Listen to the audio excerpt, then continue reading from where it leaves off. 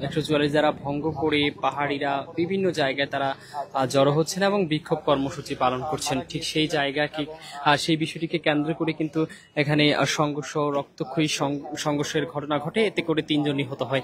সেনাবাহিনীর সদস্য যারা রয়েছে একেবারে বিশেষ প্রয়োজন ব্যতীত যারা মূলত সড়কে বের হয়েছেন অর্থাৎ রাস্তায় যারা এসেছেন তাদেরকে সরিয়ে দিচ্ছে সেনা সদস্যরা এবং একই সাথে যারা পর্যটন রয়েছে তাদের যাতে করে কোনো প্রকার হয়রানির শিকার হতে না হয় ঠিক সেই লক্ষ্যে কিন্তু আসলে আমরা দেখেছিলাম পর্যটকদেরকে তারা নির্বিঘ্নে পৌঁছে দিচ্ছেন তাদের গন্তব্যে, সেটি আমরা দেখতে পেয়েছি। এবং একই সাথে সেনাবাহিনীর ঊর্ধ্বতন কর্মকর্তা যারা রয়েছেন তারা কিন্তু এখানে এসেছেন, একই সাথে কথা বলছেন যারা পর্যটন রয়েছে তাদের সাথে।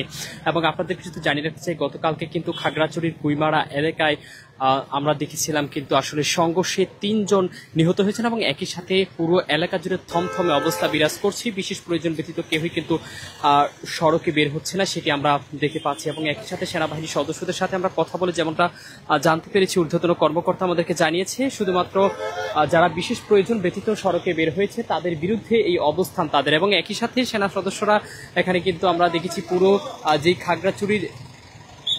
খাগড়াছড়ির যেই মেইন শহর রয়েছে সেখানে অবস্থান নিয়েছে তারা।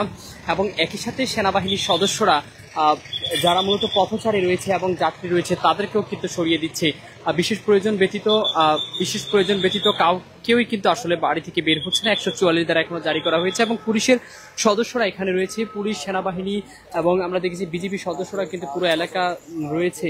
খাগড়াছড়িতে আদিবাসী তরুণীকে ধর্ষণের ঘটনাকে কেন্দ্র করে উত্তপ্ত হয়ে আছে পুরো পরিস্থিতি। সেনাবাহিনীর সাথে দফায় দফায় সংঘর্ষে জড়িয়ে পড়ছেন পাহাড়ি জনগোষ্ঠী যারা রয়েছে তারা। এবং তাদের এই মধ্যকার সংঘর্ষে এখন পর্যন্ত 3 জন নিহত হয়েছেন এবং অর্ধশতাধিক প্রায় আহত হয়েছেন পুলিশের সদস্য এবং একই সাথে সেনাবাহিনীর ঊর্ধ্বতন কর্মকর্তারাও কিন্তু আসলে এই হামলা থেকে বাদ যায়নি।